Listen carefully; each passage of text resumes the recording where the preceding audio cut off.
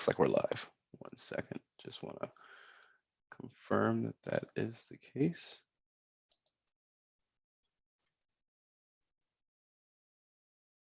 Open up my YouTube on my phone just to make sure.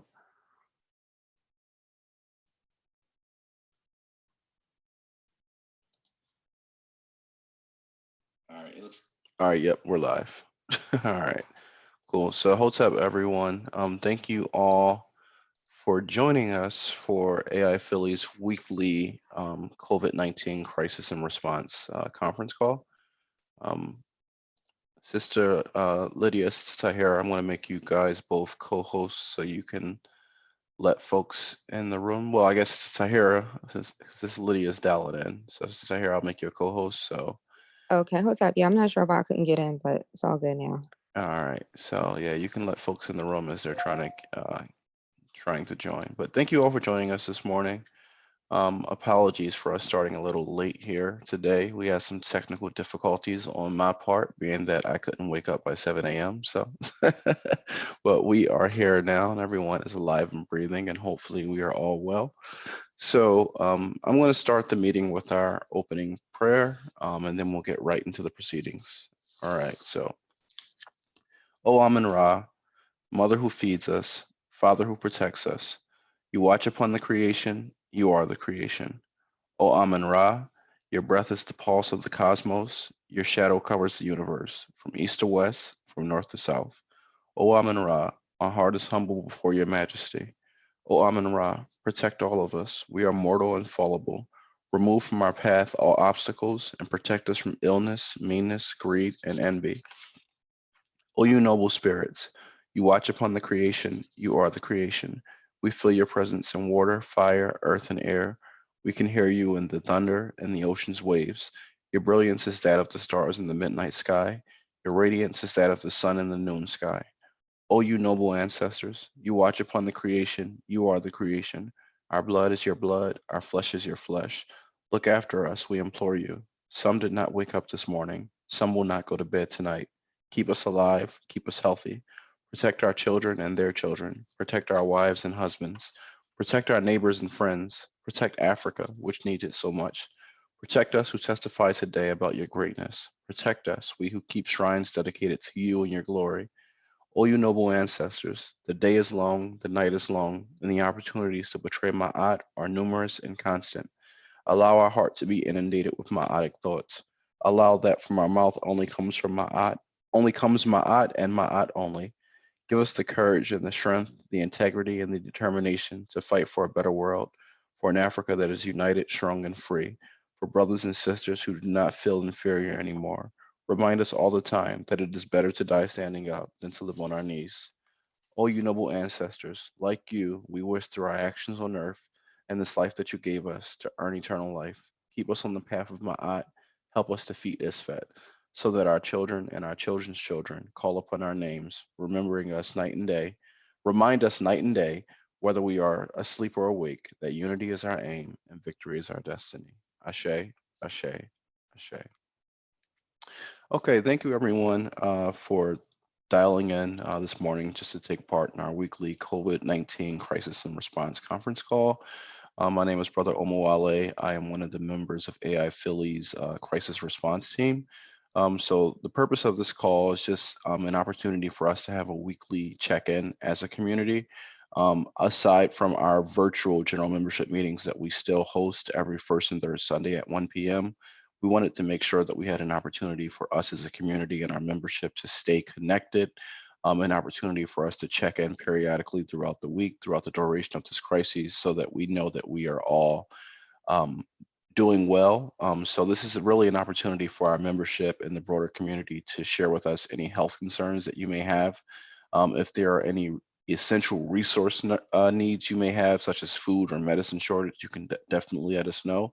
And then the broader purpose is just for us to provide any vital COVID-19 updates, because as we know, this thing is really changing.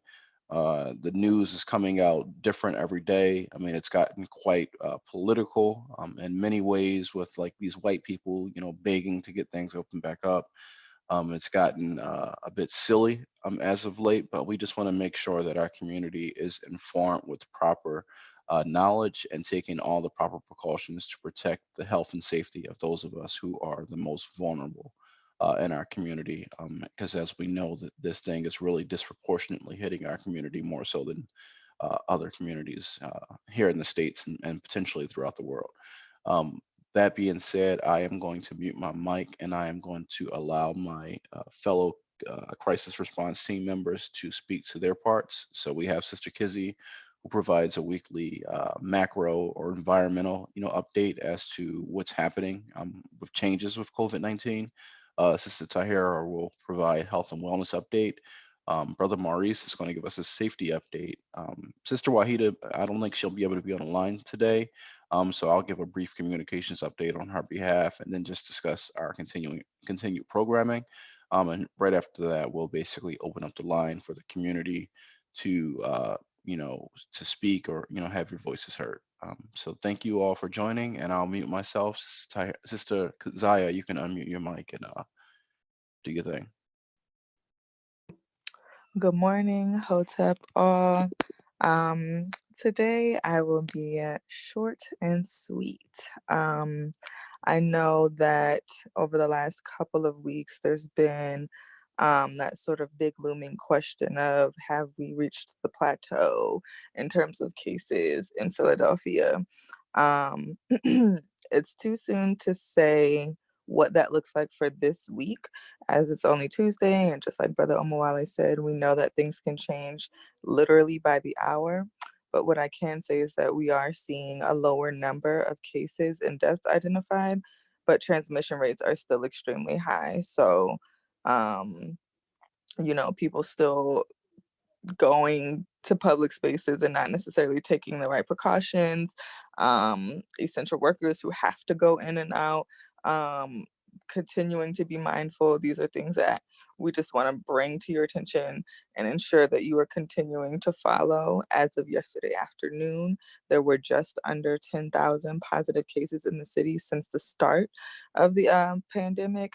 And I just encourage people, if you want to sort of have an active role in paying attention and understanding how things are moving, particularly in this week. When those daily press briefings happen at 1 p.m. for the city, pay attention to the number of new cases that are announced. Now, again, those numbers fluctuate because there are varying ways in which the data comes in, especially by 1 p.m. And different hospitals and other health facilities that are reporting this information. Some are reporting things on paper, and some people are reporting things electronically. So that the number can fluctuate up and down, but what you want to see is a consistent drop off. And if we see that consistent drop off in the number of new cases as this week goes on, that's going to be one of the biggest indicators that we have that as a city, we're moving in a positive direction, towards dealing with and maintaining this virus. There's been just under 400 deaths as of yesterday afternoon, but we're still seeing high rates of transmission in congregate settings. So again, that's jails, nursing homes, shelters, and things of that nature. And these are also where the majority of the deaths that we're seeing in the city are coming from. So um, I I really want to reiterate to people again, if you don't have to leave home, don't do it. Brother Omawale spoke to this a little bit during his opening introduction, but people are beginning to get antsy and people are beginning to make absurd choices that put their lives and the lives of other people around them at risk for the sake of going out and yelling and screaming about things that they may not totally or completely understand, but have a clear understanding that I just want to go back to work and I just want to get paid. And I know that leadership from our current government has not been the best, especially in terms of supporting all of the different Americans that are going through economic crises, et cetera, et cetera. But at the end of the day, it's a life or death situation that we're currently operating in. And so because other people are taking it upon themselves to sort of act erratically during this time, it not only is it a matter of health, it's a matter of safety to just ensure that if you when you leave your home, you're going for the essential things and you're coming back, you have your mask, you're not wearing gloves in ways that could cause cross contamination and have you bring something back into your home because you don't have the amount of gloves that you would really need in order to properly use it if you're going to go out into public settings and utilize them. So just sort of like overall, like big picture, what do things look like in terms of when things should or shouldn't be reopened? I can't say. I know that beaches and economies and banks and things of that nature likely should not be happening this week or by May 1st or probably even by June. Frankly, with the limits that we have in testing, you really don't know who is infected. So you have to continue to be hyper vigilant. And until we really have a full understanding of viral load and one person's degree of infectiousness and asymptomatic parties, we're really not out of the water as a nation or globally with this virus.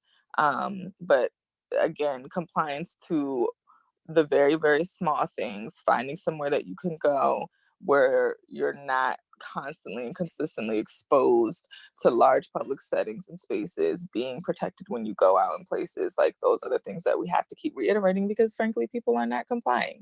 And a lot of the people who don't have the ability to comply or who just frankly choose not to and do have the ability are us and look like us. And that's why we're seeing these numbers. And it's there, it's self-reported. This isn't something that we're making up. So in short, I just want to continue to reiterate being safe. I know that the health department, the Pennsylvania Health Department, earlier last week put out an ordinance requiring anyone who's a customer to wear masks when you're going in and out of businesses. And there's been a lot of additional updates and guidelines to people who are working in those central services to ensure that their employers are providing them with the PPE that they need to make sure that there are precautions in place for staggered start times, lunch times, people who are coming in and out. So things are shifting and people are trying to accommodate in order to make sure that we incubate ourselves for the best positive outcome.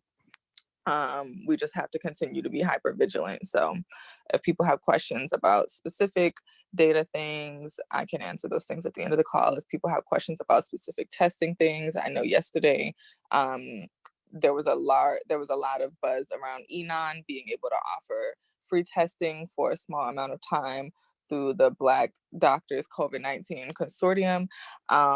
I have a fairly strong relationship with Enon, and as of this morning, I can't say that I know whether or not the consortium will be able to bring back another round of free testing at that site again, or if they plan to move elsewhere. But I am in active communication with a lot of the movement and efforts around that, and so as I know things, you will know them, and that's all I have.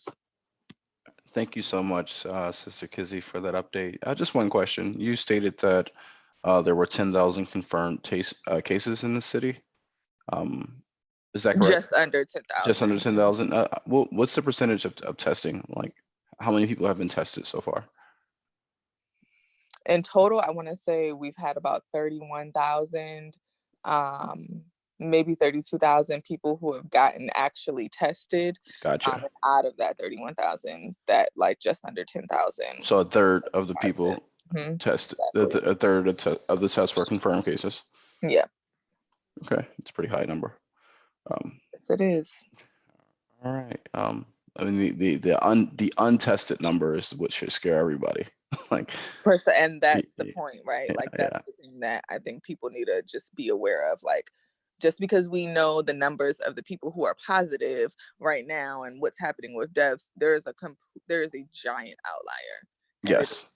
Us, us right here, right now on this call at home who are healthy, who cannot say for sure whether or not they've even had it, been exposed to it, or if it's still working through their body. And so one thing that we have to be sensitive to is that when it comes to social distancing, it truly is a luxury that not all communities can engage in.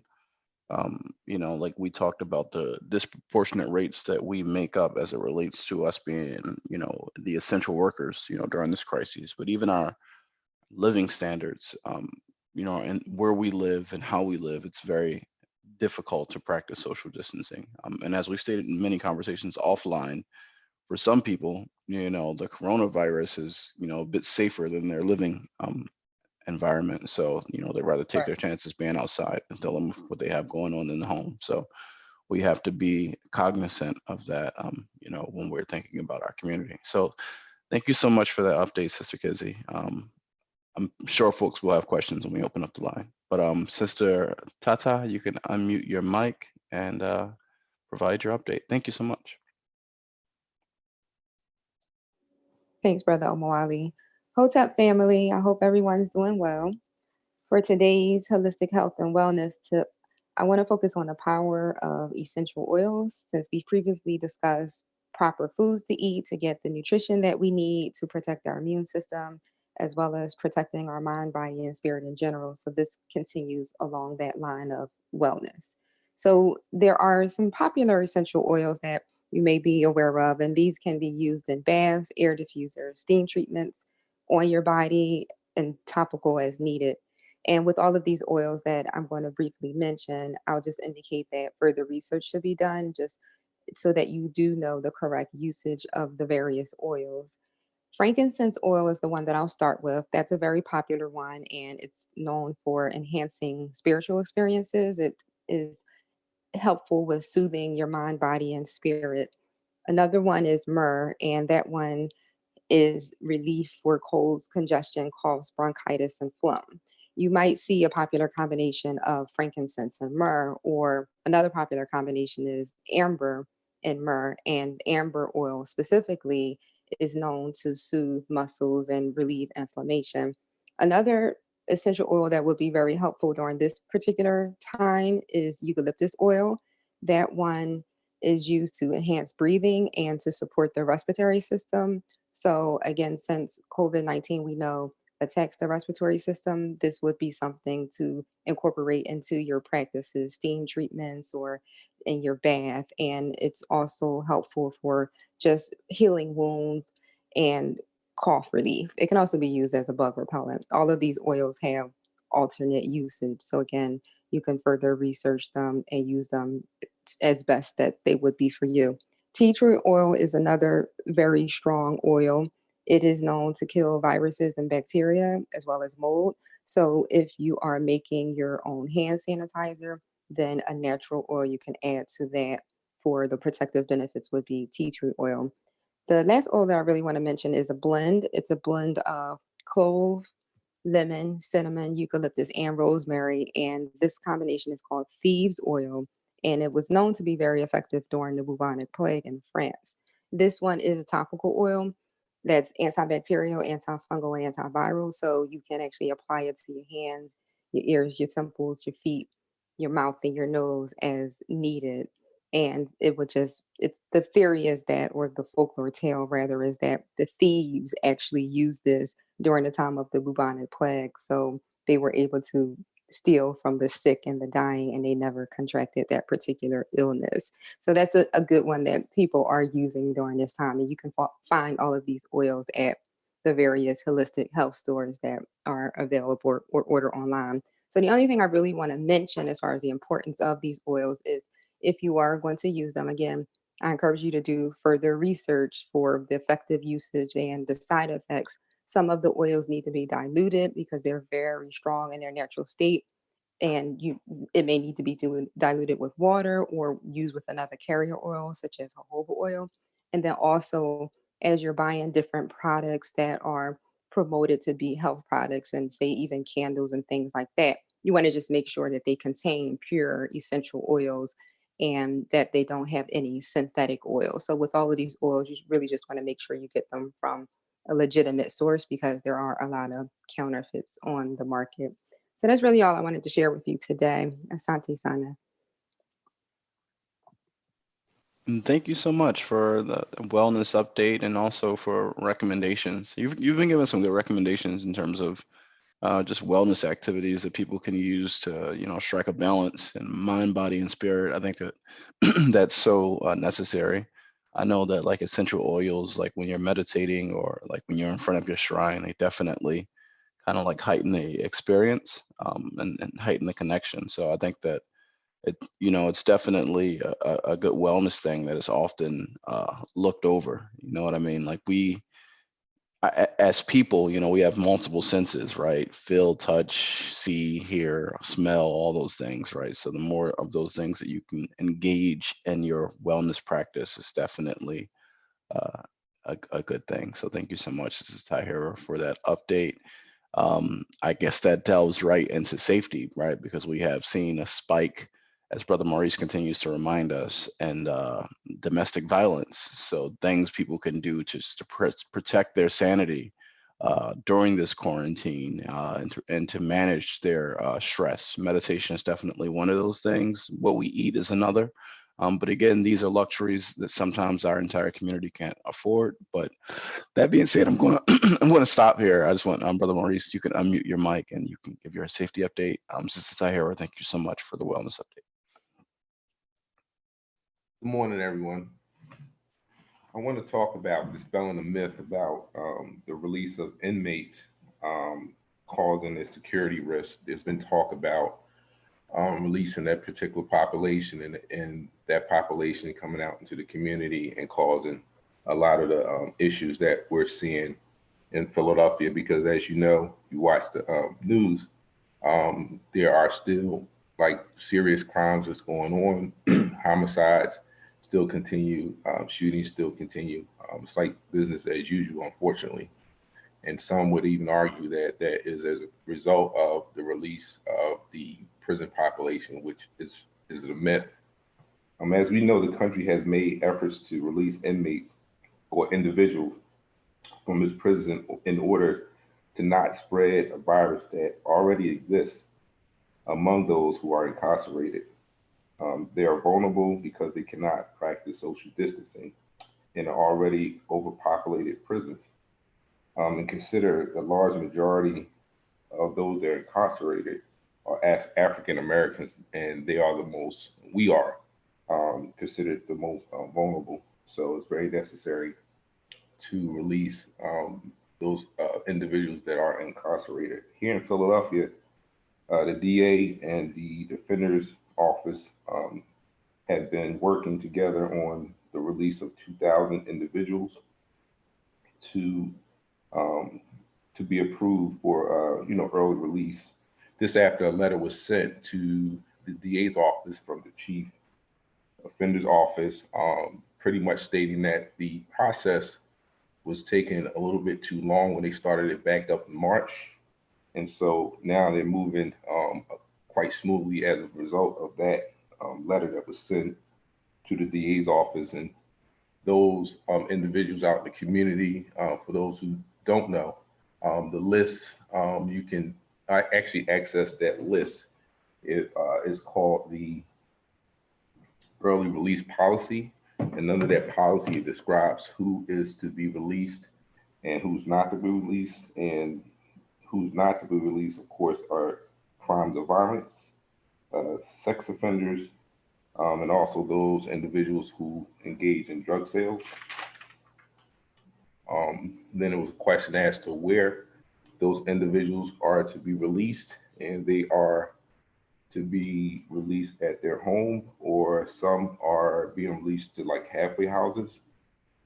I think the only threat that presents to the community is not those individuals are not being tested for the COVID. So it's up to that individual. It's also up to those the household in which they're being released to get tested. As of now, because I can, kind of the last numbers that I got, because I can probably give me more accurate numbers, that there are 56 individuals that tested positive for COVID. 43 officers have been tested positive, have been tested and tested positive for COVID, but those are just self-reporting. So those numbers could go up. which is interesting in terms of numbers. 4,000 out of the 4,020 that individuals that are incarcerated here in Philadelphia, it actually is a 50% drop from 2016. We're looking at half of that being cut down to 2,000, hopefully within the next week. And this actually can set a precedent on how to view and execute reduction in the prison system as this thing kind of clears up. So I just wanted to kind of put that out there to kind of dispel some of the myth and the conversation that's going around about the population actually causing a lot of the violence within the city. So it's more so helping to reduce the COVID-19 spread in the prison system as well as the community upon release. So that's all I have. Wow. Sister Ebony, one of our members at AI Philly, we had a youth committee call with her last week, and I think she's involved with Temple University with their crisis response team. Mm-hmm. And I'm just thinking that this population coming out of prison, 2,000 or so folks, that would be an amazing population to target and to train to be COVID-19 advocates in the community. Mm-hmm. You could even potentially give them a stipend, right? Give them work, pay them for basically being the advocates going into the community. And absolutely, like we're talking about developing street teams, like who better than the people who come from the streets to be the voice of the streets. So I think that would, I see an opportunity there, but I'm sorry for going on a tangent, Brother Maurice. I guess we can discuss that on Q&A. Indeed. But thank you so much for that update. So I guess I'll stay unmuted and I'll do Sister Wahida's communication update. Just a really quick, if you follow us on Twitter, for the moment, our Twitter is still suspended. We have appealed the suspension of our Twitter account. It really was a technical kind of like misstep. We were making some changes to our bio, and when we were doing that, we made a mistake and saved the changes with 2020 as our birth year. So of course, if you're born in 2020, you're not old enough to use Twitter. So right away they suspended our account, but we did send in, our ID showing that at the time that we created our Twitter account that, we were old enough to be using Twitter. So hopefully our AI affiliate Twitter account will be back up and running sooner rather than later. But for the moment, we are still suspended on Twitter, but you can, continue to follow us on Instagram, follow us on Facebook. Please do subscribe to our YouTube if you have not done so already, because we are also sending out communications and updates via YouTube as well. If you are not signed up to our listserv, you can always reach out to us at victory@aiphilly.org, and we can make sure that your name and your contact info gets added to our listserv. So those are just our means of communication. As it relates to programming, the program that we kicked off last month with North Philly Peace Park, the partnership where we are providing care packages of fresh produce to our elders, is a program and partnership that is still ongoing. So this month, we still have to get the date for when the next one will be, but you can definitely provide us with any names of elders in the community who you think would enjoy a produce package. Provide us with their name and their address info, and we'll be sure to drop it off. Aside from that, our elder care program is still running as of right now through the 30th of June. So if you would like to volunteer to shop, do grocery shopping for, the elders or disabled or vulnerable folks in our community, definitely reach out to us. You can contact us at outreach@aiphilly.org if you'd like to be a part of that program. And if you are an elder who would like assistance with shopping, grocery shopping, during this pandemic. I heard someone call it a plandemic, but I said, okay, I'm not going to do that because I don't want to send this down like conspiratorial. But just so you know, that the term plandemic sits well with me as well. But sorry about that. Didn't mean to go on a tangent. But if you are an elder who would like assistance with shopping, please do let us know. We have also started with the the development of our African Family Fitness and Survival Readiness Handbook. So I've already got a few contributions for that. So if you are someone who would be interested in, contributing writing related to the handbook, we already have basically the table of contents. So I could share that with you, and you could select a section and say, okay, that's something I would like to write on, and you could write, contribute. I do the editing and I do the compilation, but we're definitely looking for people to assist with that. But for programming, that's kind of like where we are. Our activities as a chapter, our general membership meetings are still being held virtually for the foreseeable future, until we can open things up and ensure people's safety and their health when they come back and convene collectively.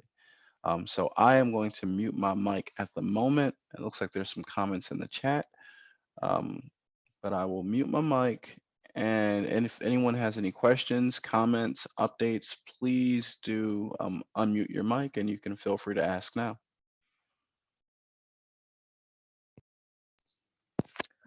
Hello again, it's Kazaya. I just had like two questions for Brother Maurice, particularly regarding the release of currently incarcerated persons and people in jails. Um, the first thing I'm wondering is if you know, and to just backtrack, the numbers that you had about 56 new cases or 56 total individuals who were in jails being positive are the same numbers that I have. But I was curious, you mentioned halfway houses, and I was wondering if you knew what the capacity of halfway houses in the city is in order to offer like appropriate social distancing measures for released persons if they can't go home or to whatever address was listed when they first went in.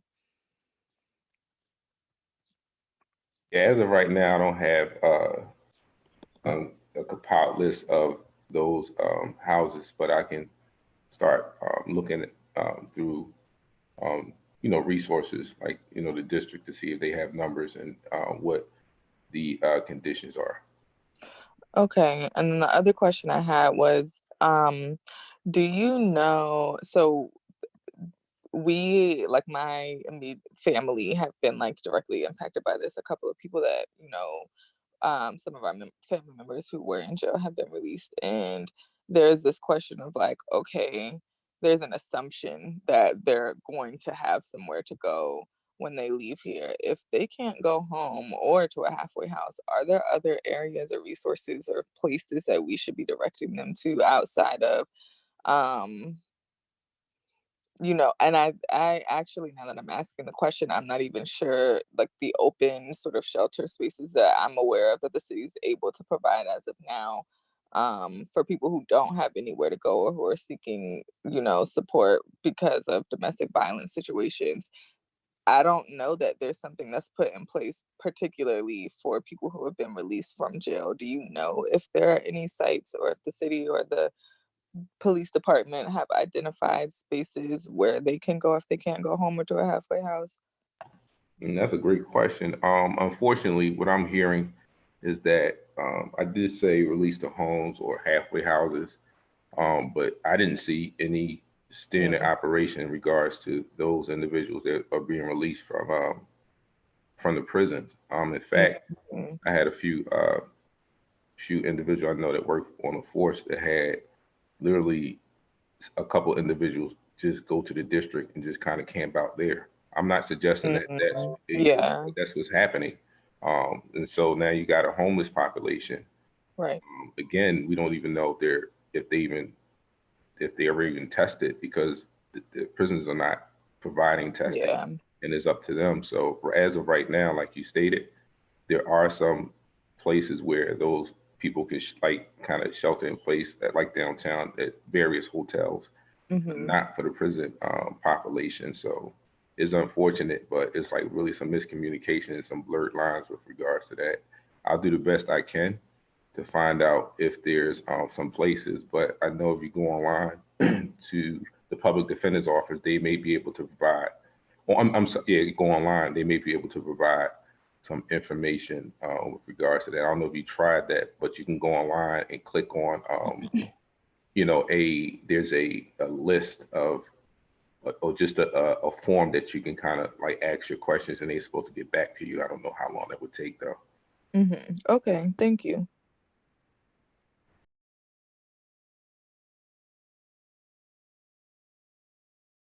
Thank you for the question, Sister Kizzy. Sis- Sister Lydia, it looks like you have yourself unmuted. Do you have a question, comment? No, I don't at this time. Thank you. Oh, okay. All right.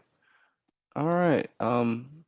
If no one else has any questions or comments, I just want to thank you all for joining us this morning. We will be doing this again next Tuesday, which will be the 28th of April, for our weekly conference call. But thank you all so much for joining. I hope you have a blessed day.